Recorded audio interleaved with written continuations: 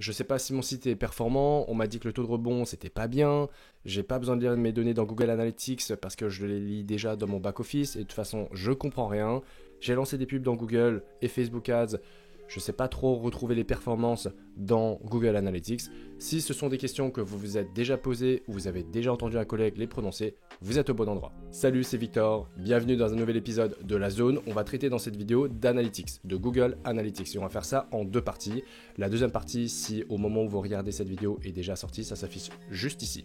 Dans cette vidéo, on va parler de Google Analytics, mais avant, je souhaite rappeler un petit peu les premiers épisodes qu'on a eu. Le premier épisode parlait des UTM, donc ces liens traqués qu'on va disposer un petit peu partout sur Internet à chaque fois qu'ils vont renvoyer vers notre site. Ça nous donnera davantage d'informations par rapport aux utilisateurs et par rapport aux endroits où ces liens ont été cliqués. Ça nous permet, encore une fois, de ventiler et d'établir un ratio de performance sur est-ce que c'est la newsletter qui renvoie le plus de personnes sur mon site ou est-ce que c'est les réseaux sociaux qui génèrent le plus de conversions. On est capable de regarder le temps passé sur notre site après que quelqu'un soit venu à partir d'une newsletter ou d'une pub Facebook Ads. Et ensuite, on pourra déterminer la pertinence des budgets et des moyens investis dans ces canaux-là. Le deuxième épisode, on a parlé de Hotjar, qui est un outil d'analyse qualitative, donc qui nous enregistre, qui permet d'enregistrer les sessions des utilisateurs ou alors de faire une carte de chaleur sur ce qui se passe sur notre site internet.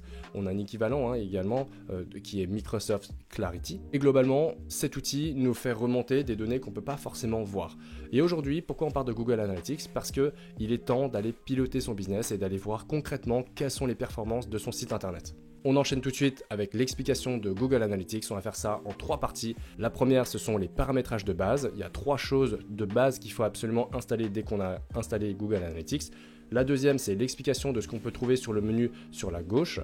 Et la troisième, c'est une analyse rapide d'un des comptes pour que vous puissiez prendre des décisions et piloter votre business et voir comment interpréter ces chiffres. Et vous verrez que c'est pas tant obtenir ou non des chiffres qui est compliqué, c'est vraiment la compréhension et la lecture et les transformer en insight pour pouvoir prendre des décisions qui est la plus importante. Voilà, je vous en dis pas plus et je vais vous partager mon écran tout de suite. Première partie, donc les paramétrages de base ultra rapides. Vous allez voir trois choses à faire. 1. Exclure son adresse IP. 2. Activer le suivi amélioré du e-commerce. 3. Activer les rapports sur les données démographiques et les centres d'intérêt. On commence tout de suite avec l'exclusion de votre adresse IP. Vous êtes sur la page principale de Google Analytics, on a cliqué sur administration sur la roue dentée en bas à gauche et on va aller cliquer sur tous les filtres. Ici on va ajouter un filtre, nom du filtre exclusion IP roi bureau. Vous allez le renommer comme vous souhaitez, mais en tout cas de manière suffisamment claire parce que évidemment vous allez consulter votre site depuis chez vous et depuis le bureau. Ensuite, type de filtre, on va exclure. On ne veut pas le trafic du fournisseur d'accès Internet, mais plutôt trafic provenant des adresses IP contenant. Et ensuite, vous allez taper mon IP dans Google. Vous prenez l'adresse qui vous donne, on copie, on va coller ici. Et en fait, on va ajouter à toutes les données du site internet. Donc, en fonction du nombre de vues que vous avez, vous pouvez les ajouter ou bien les supprimer. En tout cas, moi ce qui m'intéresse, c'est toutes les données du site web. On fait enregistrer et le tour est joué. On pense à exclure l'équipe, on pense à exclure les nombreux endroits d'habitude sur lesquels on se connecte sur son site internet. Plus vous avez de volume sur votre site internet, moins c'est grave parce que vous allez être dilué dans le volume. Donc c'est ok.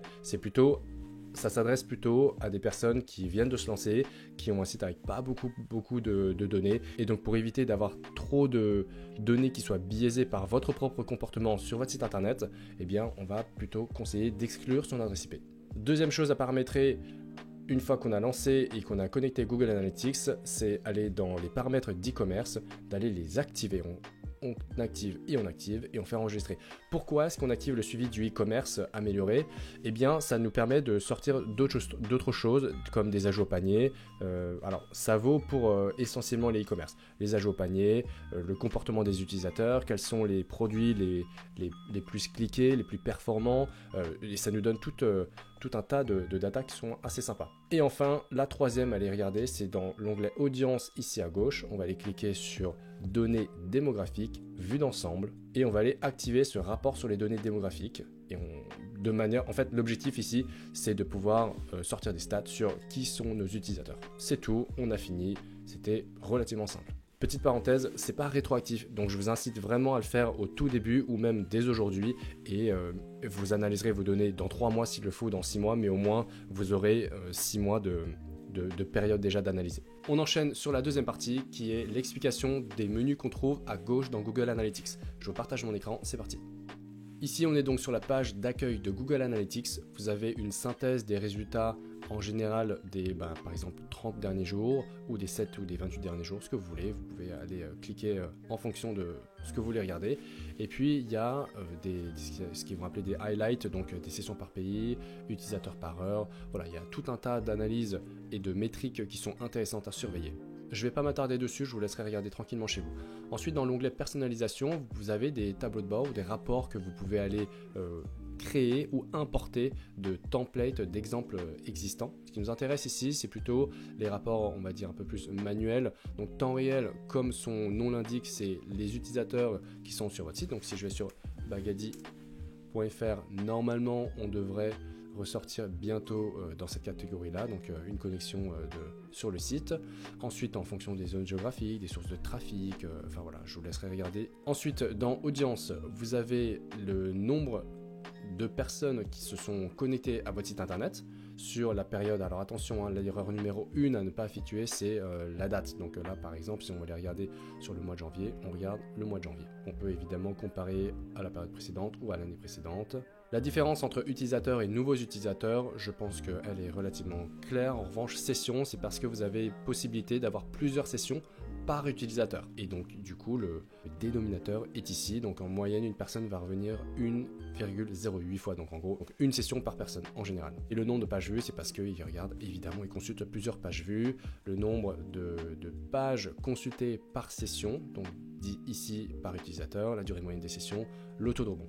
Alors, on va parler un peu du taux de rebond parce que souvent, on a l'impression qu'avoir un taux de rebond plus ou moins fort, c'est pas bien, ou en tout cas, il y a une erreur, ou on peut toujours l'améliorer. Déjà, le taux de rebond, c'est le nombre de personnes qui se rendent sur mon site internet et qui le quittent sans avoir effectué aucune action. C'est important. C'est-à-dire que là, je suis arrivé sur le site, j'ai scrollé, et si je quitte le site, j'ai rebondi. Donc c'est vraiment quitter le site sans avoir effectué aucune action. Aujourd'hui, le scroll n'est pas considéré comme une action. Donc dès lors qu'il y a un clic, je ne suis plus considéré comme un rebond aux yeux de Google Analytics. Une technique peut-être pour aller, on va dire, diminuer ce taux de rebond, c'est de mettre des choses comme ça, comme les cookies, des newsletters, de générer au moins un clic, un pop-in, un pop-up, pour qu'on puisse baisser le nombre de clics. Donc c'est pour ça, attention au taux de rebond. Typiquement, 75% de taux de rebond sur un e-commerce, c'est améliorable. Si vous êtes entre 40 et 60, ça va, c'est relativement dans la moyenne, il ne faut pas trop s'inquiéter. Idem, c'est pas parce qu'il y a un énorme taux de rebond que c'est pas bon. Si vous êtes sur un blog et qu'il n'y a pas trop d'appels à l'action et qu'on invite simplement les personnes à scroller, c'est ok. Là, ce qu'on regardera dans ce cas, c'est la profondeur de scroll. Et souvenez-vous, on peut le regarder avec Hotjar, avec l'analyse du scroll, ou bien avec Google Tag Manager et analyser ce qu'on appelle le scroll depth, la profondeur de scroll. Voilà pour ce sujet. Ensuite, donc évidemment, on peut aller regarder les données démographiques, les centres d'intérêt. Pareil, je vous laisserai regarder un petit peu ce qui se passe dessus. Mais grosso modo, ici, dans Audience, c'est qui sont les gens qui viennent dans ma boutique. Ensuite, dans Acquisition, c'est d'où proviennent-ils? Comment est-ce qu'ils nous trouvent? Quels sont les canaux les plus plébiscités, les plus efficaces? Et moi j'aime bien aller regarder par exemple dans tout trafic et source support, ça nous donne davantage de choses. Est-ce qu'ils viennent de Facebook Ads, de Google, peut-être de l'organique, donc du référencement naturel, ou peut-être des liens directs, de l'emailing. Et en fait c'est vraiment ça qu'on va aller regarder. On peut connecter évidemment son compte Google Ads. Et dans les campagnes, quand vous l'avez connecté, on peut voir quelles sont les campagnes qui tournent, le CPC. Donc c'est intéressant parce qu'on peut piloter toutes ces décisions à partir du même endroit. Pareil, je vous laisserai aller regarder ça tranquillement. Et je ferai sûrement un tuto si vous le souhaitez pour comment associer les comptes. Comportement, c'est qu'est-ce que les gens ont fait sur mon site internet, quelles sont les pages les plus explorées. Typiquement ici, la page avec un slash simple, c'est la page d'accueil. Et ensuite, on regarde les pages les plus populaires. Donc, on a les soldes, on a Longchamp, les collections pour les femmes, etc. Là, on a un petit récap des métriques phares à surveiller. Et enfin, conversion. Si on a bien mis les objectifs, on peut aller regarder ce que le e-commerce nous donne en chiffres. Et évidemment, il faut avoir activé le suivi du e-commerce amélioré. Je vais essayer de vous sortir un compte sur lequel il y a ça, bougez pas. Ok, on est sur le compte Google Analytics de quelqu'un dont on veut aller regarder cette dernière partie, donc conversion. Alors, ce que moi j'aime bien aller faire, c'est d'aller taper dans e-commerce et ensuite aller regarder déjà la vue d'ensemble, regarder le taux de conversion, le nombre de transactions, le panier moyen. C'est des indicateurs qui sont intéressants et j'en parlerai dans une prochaine vidéo.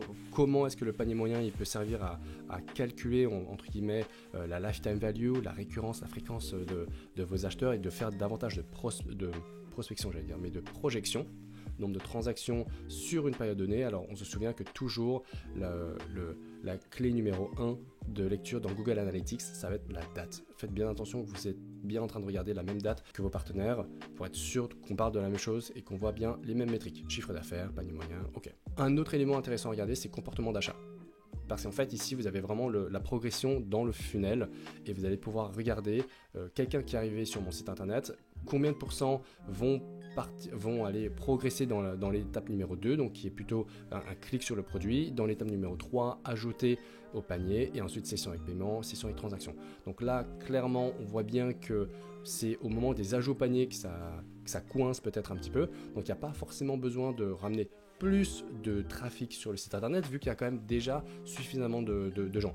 Alors oui, encore une fois, je ferai une vidéo la semaine prochaine dessus, comment est-ce qu'on peut améliorer son trafic, comment on peut voir tout ça, mais globalement ici, c'est quelque chose d'assez actionnable. On voit que ce sont plutôt les ajouts au panier qui pourraient être améliorés. On va d'abord se concentrer là-dessus parce que c'est là qu'on a le plus de différences à faire. À noter que les sessions avec paiement, elles sont plus nombreuses après parce que justement les gens peuvent abandonner le panier et revenir avec de la newsletter ou de reciblage et passer au paiement avec ces sessions-là. Donc c'est pour ça qu'il ne faut pas non plus s'inquiéter si vous avez plus de sessions avec paiement, c'est pas non plus un bug absolu. Ce qu'on peut regarder, c'est les nouveaux visiteurs avec les returning. Ça, on regarde aussi par exemple au pourcentage de sessions avec les produits consultés par rapport au returning. Voilà, il y a pas mal de stratégies qu'on pourra mettre en place. J'en parlerai dans une prochaine vidéo un peu plus spécifique à ça. Et retenez simplement une chose, c'est que c'est important d'aller regarder comment est-ce que les gens se comportent pour savoir sur votre site internet est-ce que ça fonctionne ou pas. Par exemple, on pourrait très bien se dire que la pub Facebook ou Google Ads ne fonctionne pas du tout, alors qu'en réalité, les gens viennent sur le site et ils arrivent à ajouter des produits, ils arrivent à cliquer sur des produits, mais n'arrivent pas forcément à ajouter un produit au panier parce que l'expérience est pas folle. Dans la prochaine vidéo, on va parler de regroupement des canaux, comment vous avez peut-être identifié tout à l'heure qu'il y a certains canaux qui proviennent de Facebook, et après m.facebook, après Instagram, i.instagram. Comment on regroupe ces canaux pour vraiment avoir quelque chose de plus propre. De temps en temps, vous avez des canaux qui remontent, on va dire, referral ou other, et en fait c'est vos emails qui tombent dans referral ou autre. Ça c'est pas très cool. Donc du coup je vous montrerai comment est-ce qu'on va pouvoir regrouper ces canaux pour favoriser une meilleure lecture et analyse de vos résultats. Et ensuite on regardera dans une deuxième partie comment améliorer globalement la performance du e-shop, notamment avec les ajouts au panier, notamment peut-être en améliorant les créas, notamment en regardant le goulot d'étranglement si c'est vraiment au moment du passage à l'action dans le panier que ça coince. Comment est-ce qu'on peut faire pour regarder ça? Et puis surtout, même si les ventes ne sont pas au rendez-vous, est-ce que le process qu'on a mis en place, est-ce que la suite logique, la progression de l'utilisateur, du visiteur dans le tunnel de conversion est logique? Est-ce que ces indicateurs-là sont au vert? Auquel cas, on a entre guillemets plus qu'à attendre et optimiser un petit peu davantage. Et il n'y a pas un gros feu rouge quelque part. Par exemple, on a lancé des pubs, les gens restent moins de 5 secondes, très fort taux de rebond ou trafic inexistant. Ok, j'espère que le contenu vous a plu. Comme d'habitude, faites-moi un retour sur ce que vous avez aimé, ce que vous avez moins aimé, les sujets que vous souhaitez couvrir. Je le redis pour ceux qui sont abonnés à la newsletter, donc la zone. D'ailleurs, le lien est en description pour ceux qui ne l'ont pas encore fait. Envoyez-moi vos questions, c'est moi qui réponds aux emails. Je prends le temps de lire toutes vos questions. L'objectif, encore une fois, c'est de vous faire progresser tous ensemble sur le sujet marketing digital. Ça s'adresse à des étudiants, porteurs de projets, chefs d'entreprise, des entrepreneurs, globalement. Et puis, d'ici là, je vous dis à la semaine prochaine.